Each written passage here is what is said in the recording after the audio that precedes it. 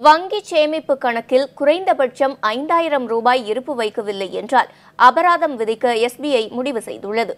வங்கியின் இணையதளத்தில் வெளியாகியுள்ள இந்த அறிவிக்கையில் இருப்பு தொகை குறைவதற்கு ஏற்பட அபராத கட்டணம் வசூல் செய்யப்படும் என கூறப்பட்டுள்ளது. வங்கியில் குறைந்தபட்ச இருப்பு தொகை வைக்க வேண்டும் என்ற நடைமுறையை ஏப்ரல் 1ஆம் தேதி முதல் நடைமுறைப்படுத்த எஸ்பிஐ திட்டமிட்டுள்ளதாக தெரிகிறது.